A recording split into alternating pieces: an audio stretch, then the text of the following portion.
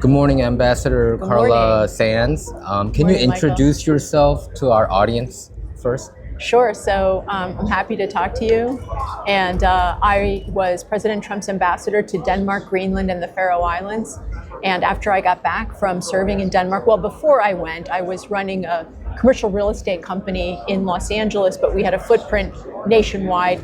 And we owned enclosed regional malls, grocery anchored centers, and Class A office. Mm-hmm. And then I went to Denmark, served as ambassador, and then came back to the U.S. and moved back. I'm an 8th generation Pennsylvanian, so I ran for the U.S. Senate in Pennsylvania. Mm-hmm. And when that was unsuccessful, I joined America First Policy Institute as their vice chair for energy and environment. And I'm also their Pennsylvania State chapter chair and then a senior advisor to America First Works. That's the C4 arm that helped President Trump have the ground troops to get elected in 2024. The one that John Fetterman eventually won, that seat? That seat, and I would have beat John Fetterman. I think you could have, because I saw his debate for performance. That's Yes. one for the records. Yes, women can say things that men cannot say. That's true. You're right. We do you're have right. some license. You're right. Since you were the ambassador of Denmark, and it's one of the highlights of Trump's second admin, I think he also touched upon it in his first term that he wants to take over. Does he want to take over Denmark? I mean, Greenland. Yes. Can you kind of elaborate on that? Because most people don't understand what's going on with that, the situation in Greenland. Well, so the Greenlanders are unhappy because Denmark, the king of Denmark owned Greenland at one time, and they were exploited and very badly treated.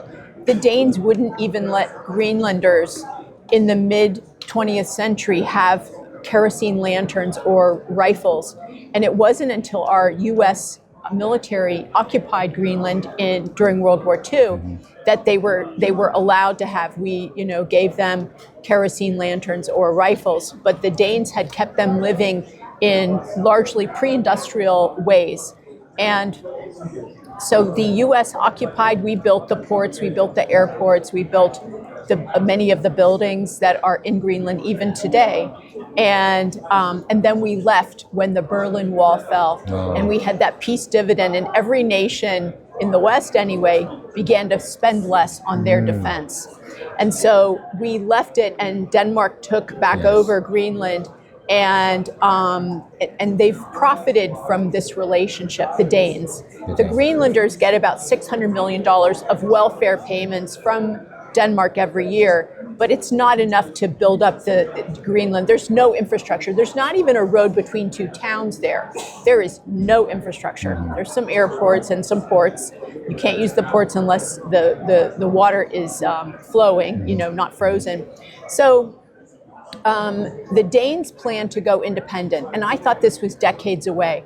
But their premier said it a little over a month ago from the podium, we are going independent. So the U.S. and Denmark needs to look at this with clear eyes. Greenland intends to go independent. It's the world's largest island with 57,000 people. That's not a lot of people. Not enough to govern this large body of land, and certainly not able to defend it. But Denmark's not able to defend it or develop it. They don't have enough money. Their economy is about the size of the U.S. state of Colorado. So it's not a big economy. And the U.S., under President Trump, is not going to let Greenland fall into the hands of Russia or China. China already tried to pull them into their Belt and Road Initiative back in 2017 when they flew the premier and his government and CEOs to Beijing, rolled out the red carpet. What can we do? We want to finance, we want to build. And they went to study that area, I know, right? China. No, right? They want to control it. Oh. Right. There's a great book written by a woman named Anne-Marie Brady called China as a Polar Great Power. The CCP looks at the globe from the poles, the North and South Pole, and the U.S. and our allies have been lacking in capabilities and in oversight of the North and the South, so the Arctic and the Antarctic. We need to pay more attention to stop the CCP from their intention of controlling these areas. The CCP wrote a white paper in 2018 called China as the Polar Silk Road, and that is their intention. The Polar Silk Road. They intend to have control in governance, in the assets that are in there, whether it's energy, rare minerals, and Greenland is full of rare earths, but it's also full of oil and gas. Okay. But Greenland has unfortunately signed on to the radical UN agenda of no fossil fuels, net environmental zero. stuff, Yes, right. exactly. Now they do want to keep their environment clean, and that's important to them. And of course, the U.S. supports that.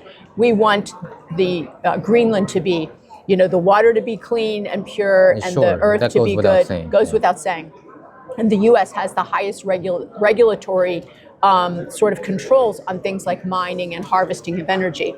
But Greenland has been led down this path by these great big groups. Because the globalists, right? The globalists. They're a tiny group trying to run this big island, and they just don't have the capacity on their own. And so President Trump, when he says, we want to own Greenland, he'll get a deal done. I don't know what it will look like, but I hope that Denmark and Greenland and the U.S. will sit down soon and come to an agreement that's okay for everybody. Because if Greenland's going independent, we're not going to let them be out there vulnerable, hanging on their own. They can't defend themselves. They can't develop themselves. Someone has to. You said $600 per month from the Danes government? $600 million per year. Per year, $600 million per Yes. year. Okay. Was it I guess, some have been speculating while you were ambassador of Denmark that you might have given Trump this idea of taking over Greenland. Did you kind of talk about it? Because he laid the groundworks back in the first term, right? Right. He talked about it. He did. He threw out in 2019, I want to buy Greenland, and Denmark went. The prime minister of Denmark said, very insulting things about his statement. They can't afford it. It's up there as like an asset they can't afford to own. This is about Denmark. And there's not just Greenland as the island, but it's the whole area. It's called the GI-UK gap. Greenland, Iceland, UK. GI-UK gap. Yes, because Denmark also has the Faroe Islands as part of the kingdom, and the Faroe Islands are just north of Scotland. So all those open seas, Russian subs, Russian ships, Chinese are working with the Russians. The Russians have 40 icebreakers. Some of them have missiles on them. The U.S. has 2 icebreakers, just as an example. What are the rare minerals there in Greenland that we have to pay attention to? So they have It's called nickel, They have about 3/4 or more of all the rare earths that we need to make things like cell phones and defense equipment, electric car batteries. Electric car batteries. Yes. So, but there are other places we can get them with a lot less difficulty and expense. So New York Times came out with an article recently, pretty recent, about Greenlanders, what they think about Trump's rhetoric about taking over Greenland. But it sounded like a lot of them they want independence from Denmark, they think, right? The majority of the Greenlanders, they want independence from Denmark. They do. But also New York Times is a very far left paper, so they always try to portray Trump in a very negative light. But I could see some light there where they want America being involved somehow with their business. Did you get that kind of sentiment when you were there? Well, so there's also a Wall Street Journal article about a week and a half ago about how Russia's controlling the Arctic and China's partnering with them on this. But what I saw in Denmark and Greenland is that the people, they really felt so oppressed by the Danes over the centuries, that they're and how the Danes have profited off of them and not built them up as a country. Since 1700s, like around that area? Yes, right? yes, but even in the most recent times, Denmark gets rich and Greenlanders don't. Like a few Greenlanders get rich. There's the elite even in Greenland. But most people live in, they may not have running water and they're living in the Arctic, just as an example. They're related to the American Alaskan Native people. And I saw that people, they want prosperity. They want to have, strong tourism, and they want to have good paying jobs. They want to have their mining be successful. But Denmark's never invested in this. There was one mayor who wanted to build a road between 2 towns because there is no road between 2 towns. And this mayor couldn't get Greenland or Denmark to just finance his road. And this is a road for just three-wheelers. It's just gravel, and no one would finance it. And that's just an example of how there's a lack of investment and lack of interest from Denmark. Until now, they were not interested. Now, when President Trump said what now he everybody's did, interested. they're Right? saying we're going to spend a lot of money on Greenland. How often have you been there? I've been there Greenland? 5 times. It must be freaking cold there. It is cold, but you know, you but it looks so prepare for it. beautiful. I would love to go there. It's one day. beautiful. And the Faroe Islands are beautiful too. We have a base above the Arctic Circle it used to be called Thule Air Base, now it's called Pittavik Space Base. But when I went to the ice sheet on the middle of the glacier, in the ice sheet, to visit this National Science Foundation investigation place where they drill into the cores of the glacier to get samples and learn information. And I wore my sorels because we got kitted up in this Arctic kind of, you wear heavier parka, heavier everything. But I looked at their shoes and I thought, no, I'll wear my own shoes, my own sorels. Mine were aspen sorels, not Arctic sorels. And the cold just went right up in my bones from the ice. It was so tremendously cold. So I'm wondering, I saw some articles on X and some conservative outlets that majority of them wants America to take over. Is that the other extreme side of the story? Is there some truth to that, or they definitely do not want America to take over Greenland? Well, I think that I saw some reports about that so too. Denmark is lobbying very hard. And I saw, when Trump Jr. and Charlie Kirk went there, people were cheering, and I saw that scene. So, so that must be real. They really want to have development and have success and prosperity in Greenland. They don't want to be held down like they don't want to be poor people. They want to be wealthy and successful. Yes, economically vibrant. Right? And they want to have their kids be able to, succeed and have a better life than they did. Like the dream for the Greenlanders. But there are these polls, and I don't think you should believe any of the polls, because the Danes are now doing a kind of a psyop on the Greenlanders and sending in information. They just banned a documentary about the cryolite mining in Greenland because the Danes got really rich on that, and the Greenlanders didn't really benefit so much. So the Danes do things to kind of try to control the public opinion. They even got the Greenlanders to pass a law. Only Danish can try to influence the elections in Greenland, but no other country. Wow. So they're really trying to create the narrative. Kind of dictatorial. Oh yeah. In a sense. So you should not believe any polls, pro or con. It'll be there'll be a referendum on independence after the election on March 11th. Yeah. So even in the New York Times report, there has been they wrote that somehow secretly they like the fact that United States is becoming, somehow this rhetoric is affecting Danish to back off their back. The Greenlanders. But we'll see what happens. Okay. You're also the vice chair of the Center for Energy and Environment. That's right. As AFPI. So fossil fuel, drill baby drill, that seems to be Trump's second term. He said, somebody asked him, what's your economic policy for your second term? He said, drill baby drill. Can you tell the importance of fossil fuel? Because a lot of our audience in South Korea and the Korean Americans in America or across the world, the globalist agenda, the Green New Deal, and I think South Korea fell into this trap. So they are emphasizing this environmentalism. They're always 5 years, 10 years, a little bit slower than America. So all the stuff that Obama and Biden and all these left-wing people emphasize, that took over South Korea. Can you tell our audience the importance of fossil fuel and energy independence? Yes. So I think that your audience might want to look up someone named Alex Epstein. He wrote a book called Fossil Futures. What he talks about is the goal of every government, of every country, should be human flourishing.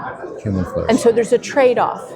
There's a trade-off for any kind of energy. But the fact is, American air is cleaner today because of American natural gas.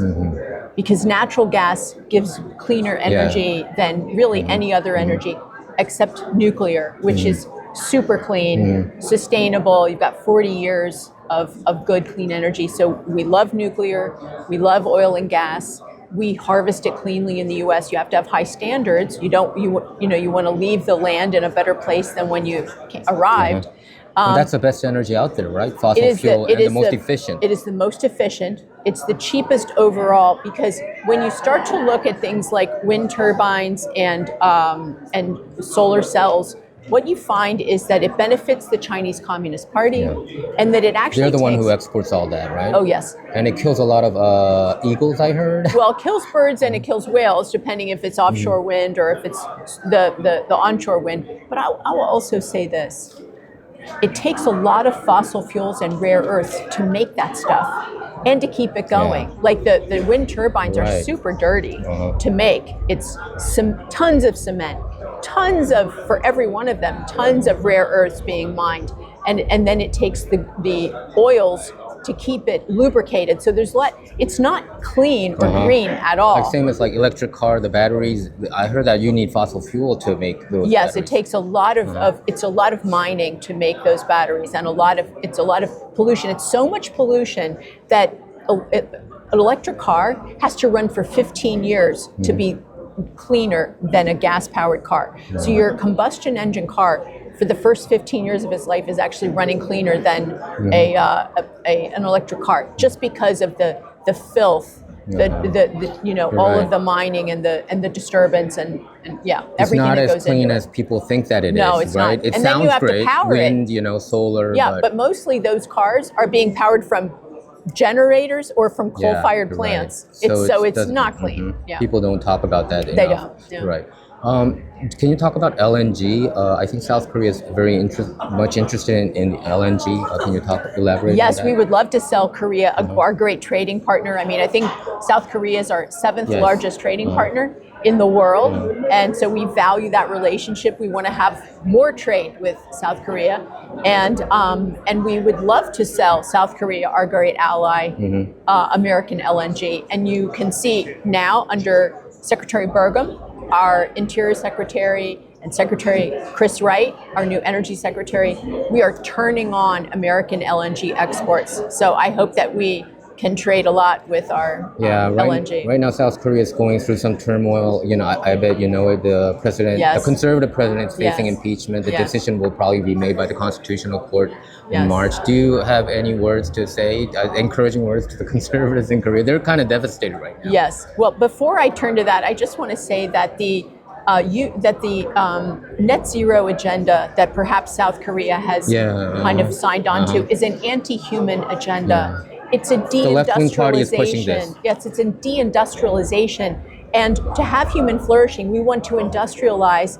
Strong countries have to have cheap, abundant energy, and they need a strong economy to be a strong country, and to be able to afford to defend yourselves. So it's important to have cheap and abundant energy, and so that's a very important thing, not to be anti-human and not to degrade the human situation. We don't want to live colder, hungrier, more miserable lives. We want our children to live better than we did, and it's possible. But regarding the conservatives in South Korea, my heart goes out to what's happening there. There's a lot of pressure from the left. We experienced it here in the U.S. Remember, in 2020, what happened in that election was unbelievable. It was devastating past 4 years. Yes, devastating for us and for the world because of the weak leadership. And there was a Time magazine article from February 2021 that was terrific about the election. They called it "Securing the Election." I saw that was crazy. Crazy, but true. True. It was the sort of the playbook of how they did it, and so we suffered as a country, and so there's hope. Never give up hope. You have to organize very, very well. Have a strong connection with all the other conservative groups. Don't bicker about small differences. If you agree more than 51% with a group, they're your ally. And so you must work together to defeat the left and to destroy the Chinese Communist Party's influence in your country. You're right. And you had a very unique career. Can you talk a little bit about your actress era to our audience a little bit? Sure. So when I was in my early 20s, I was studying to be a doctor, and to make extra money, I started to do modeling and acting. And so I did some soap operas, some movies, and used to be called primetime guest stars and commercials, and had a lot of fun. But then I began to practice before I was running other nonprofit and for-profit businesses. So being an actress was never your dream. You did that to fulfill your doctorate, to become a doctor, right? Yeah, my dad was paying my way, but I wanted extra spending money. Got it. So I was like, I'd like to be able to shop a little more than, than my father's credit card. And so that's why I started working outside of the school. Do you expect yourself to be called back to the Trump administration second that's term? up Because to we were one of the President Trump. few loyalists there. Yeah. I really worried a lot for his second term because he had a lot of betrayers around him with Rex Tillerson, Jim Mattis, all the close cabinet members. Do you have more faith right now with Tulsi Gabbard, Kash Patel being confirmed as FBI director? What's your expectation of Trump 2.0? What you see from the outside is what you're getting. We are united, I think. The team they're all friends. They all know each other. They're working hard on behalf of the American people. And isn't that what every government should do in every country, is work to make the lives of their citizens better every day? That's what they're laser focused on. Got it. Okay. Thank you very much for accepting this interview. Yeah, pleasure. Nice to talk to you. Thank you.